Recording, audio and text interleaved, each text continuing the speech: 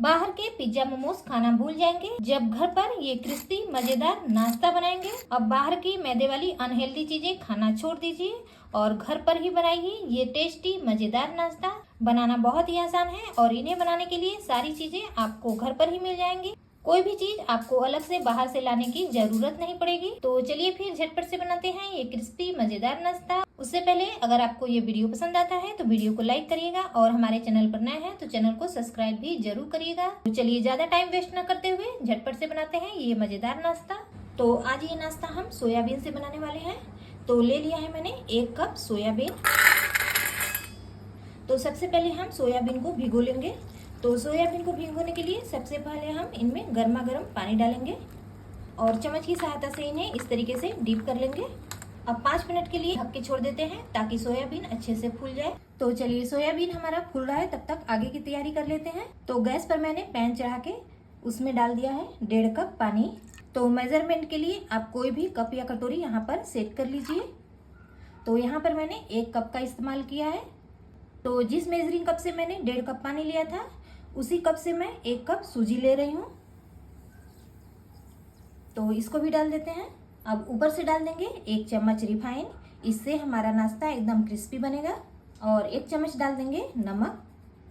तो अब सूजी को हमें डो के फॉर्म में आने तक पका लेना है। गैस की फ्लेम को लो टू मीडियम रखेंगे और इन्हें इस तरीके से चलाते रहेंगे। सूजी है तो इन्हें पकने में ज़्यादा समय नहीं लगता है, ये बहुत ही जल्दी सूखने लगते हैं और डो की फॉर्म में आने लगते हैं। आपका नाश्ता एकदम परफेक्ट बनेगा, बस आप सूजी और पानी के मेजरमेंट का ध्यान रखिएगा।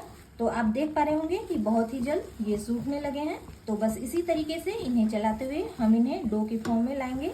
तो आप देख पा रहे होंगे कि इन्हें पकाने में अभी हमें सिर्फ आधे मिनट का समय लगा है और ये बिल्कुल अच्छे से सूख चुके हैं। तो चलिए अब इनका बहुत ही अच्छे से डो बन के तैयार हो चुका है। तो ये जल्दी ठंडे हो पाए उसके लिए इन्हें एक प्लेट में निकालेंगे। तो चलिए सोयाबीन को रखे हुए अब 5 मिनट हो चुके हैं। अब आप देख पा रहे होंगे कि बहुत ही अच्छे से ये फूल चुके हैं। तो इनका जो पानी है पहले हम निकाल लेते हैं।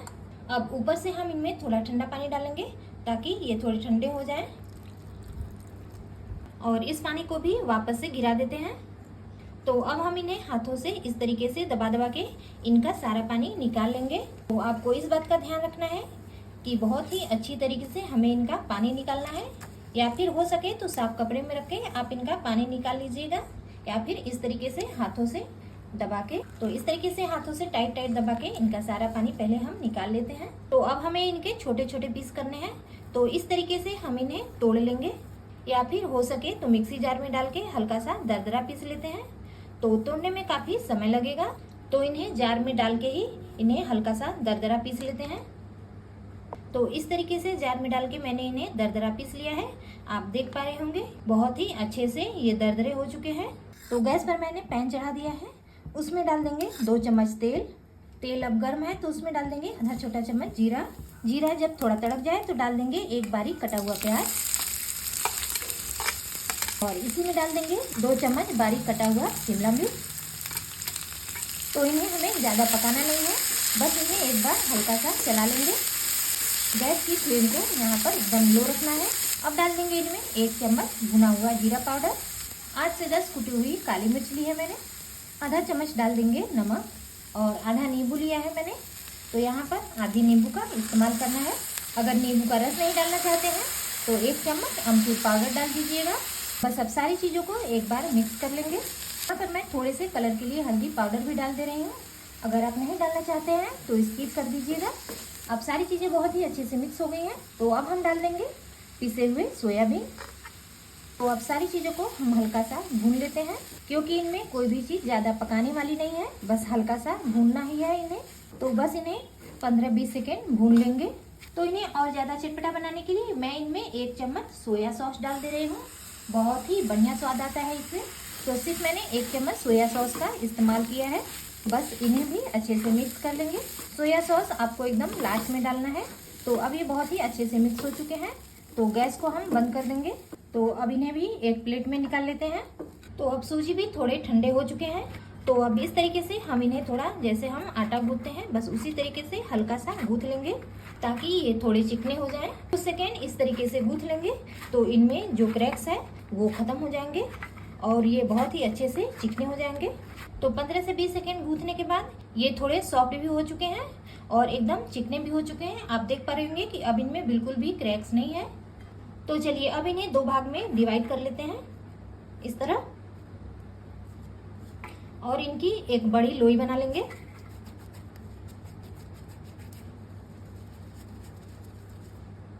तो अब हमें इनकी एक बड़ी रोटी बेलनी है। तो प्लेटफॉर्म को मैंने अच्छी तरीके से साफ कर लिया है। तो प्लेटफॉर्म पे अब थोड़ा सूखा आटा छिड़केंगे और लोई पर भी थोड़ा सूखा आटा लगा लेंगे ताकि ये बेलते समय चिपके नहीं। तो बस इनकी एक बड़ी रोटी बेल लेते हैं। तो बेलने में जब भी थोड़ी दिक्कत आए तो हल्का सा सूखा आटा छिड़क लीजिएगा। तो आप देख पा रहे होंगे कि बहुत ही अच्छे से बिल जा रहे हैं और किनारों से सिर्फ हल्के से फट रहे हैं। तो चलिए अब ये बहुत ही अच्छे से बिल चुके हैं। आप देख पा रहे होंगे कि इनकी मोटाई मैंने रोटी से थोड़ी ज़्यादा रखी है। अब आपको यहाँ पर कोई भी कटोरी या फिर ग्लास का इस्तेमाल करना है और इन्हें इस तरीके से काट लेंगे। किनारों पे हल्का सा तेल लगा लेंगे तो ये बिल्कुल भी नहीं चिपकेंगे, बहुत ही आसानी से बाहर आ जा रहे हैं। आप देख पा रहे होंगे। तो एक रोटी में 3 पीस बनके तैयार हो चुके हैं।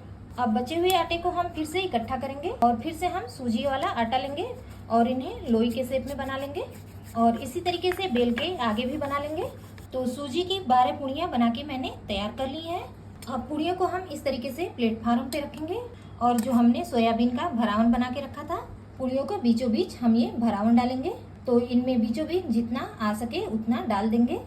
तो यहाँ पर मैं पूरे 1.5 चम्मच डाल दे रही हूँ और इस तरीके से इन्हें हाथों में उठाएंगे और इस तरीके से उंगलियों से दबाते हुए इन्हें फोल्ड कर लेंगे। तो सूजी का नाश्ता है तो इन्हें आपको चिपकाने के लिए पानी वगैरह लगाने की कोई ज़रूरत नहीं है, बस ऐसे ही हल्का सा दबा दीजिए, ये चिपक जाते हैं। तो देखा आपने कितना आसान है बनाना। तो इसी तरीके से सारे बना के तैयार कर लेंगे। तो इस तरीके से सारे नाश्ते मैंने बना के तैयार कर लिए हैं। तो अभी इन्हें रख देंगे साइड में। अब हमें एक स्लरी तैयार करेंगे। तो यहाँ पर मैंने एक बड़े साइज का बोल लिया है, उसमें डाल देंगे 2 चम्मच मैदा। मैंने यहाँ पर मैदे का इस्तेमाल किया है, आप चाहे तो मैदे की जगह पे गेहूं के आटे का भी इस्तेमाल कर सकते हैं। अब डालेंगे इनमें 1 छोटा चम्मच चिली फ्लेक्स, 1 चम्मच डाल देंगे मंगरेल। तो यहाँ पर मैं छोटे चम्मच का इस्तेमाल कर रही हूँ और थोड़ी सी डाल देंगे धनिया पत्ती। तो इन्हें पहले एक बार अच्छे से मिक्स कर लेंगे। अब इनमें थोड़ा थोड़ा पानी डालते हुए इनका हम एक घोल तैयार कर लेंगे। तो पानी हम पहले थोड़ा थोड़ा करके डालेंगे और इन्हें मिक्स करेंगे, नहीं तो इनमें गुठलियाँ पड़ जाएंगी। घोल हमें न ज़्यादा गाढ़ा बनाना है और ना ही ज़्यादा पतला बनाना है। तो यहाँ पर मैंने एकदम मीडियम घोल बना के तैयार कर लिया है। तो चलिए स्लरी हमारी बनके तैयार हो चुकी है। तो अब हम इनमें ये सूजी का बनाया हुआ नाश्ता डालेंगे और इस तरीके से चम्मच की सहायता से इन पर कोटिंग कर लेंगे इस तरह। तो तेल में डालने के लिए हमें यहाँ कांटे वाले चम्मच का इस्तेमाल करना है। तो इस तरीके से हम कांटे वाले चम्मच से इन्हें उठाएंगे और तेल में डालेंगे, से इनमें जो एक्स्ट्रा स्लरी है वो नीचे गिर जाएगी। तो गैस पर मैंने कढ़ाई चढ़ा दिया है, तेल भी अब बहुत ही अच्छे से गर्म हो चुका है।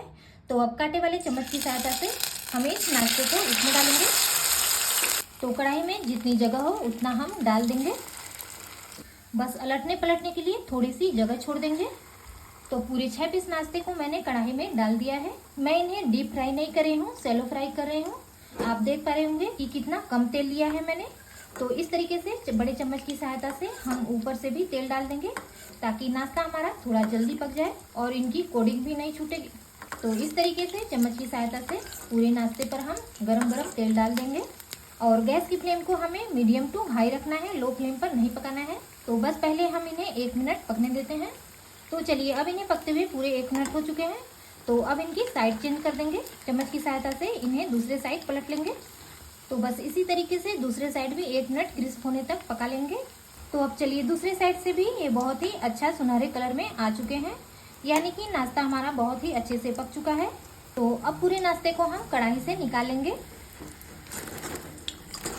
तो देखने से ही कितना बढ़िया लग रहा है हमारा नाश्ता और आवाज़ से पता चल रहा होगा कि कितने ज़्यादा क्रिस्पी हैं। और आप देख पा रहे होंगे कि कढ़ाई में जितना हमने तेल डाला था, तेल अभी भी कढ़ाई में उतना ही है। तो अब इसी तरीके से बाकी बचे नाश्ते को भी बना लेंगे, बस स्लरी में डीप करेंगे और कढ़ाई में डाल देंगे। तो इसी तरीके से बाकी बचे नाश्ते को भी बना लेते हैं। तो लीजिए फ्रेंड्स, मज़ेदार क्रिस्पी नाश्ता बनके तैयार हो चुका है। आप देख पा रहे होंगे कि कितने ज़्यादा क्रिस्पी है ये। इनके आगे बाहर के पिज्जा मोमोज सारे फेल लगेंगे आपको, इतने ज़्यादा टेस्टी लगते हैं। तो रेसिपी कैसी लगी कमेंट बॉक्स में हमें जरूर बताइएगा, और वीडियो पसंद आया हो तो वीडियो को लाइक शेयर और चैनल को सब्सक्राइब भी जरूर करिएगा। तो फिर मिलते हैं कुछ नई रेसिपी के साथ, तब तक के लिए नमस्कार।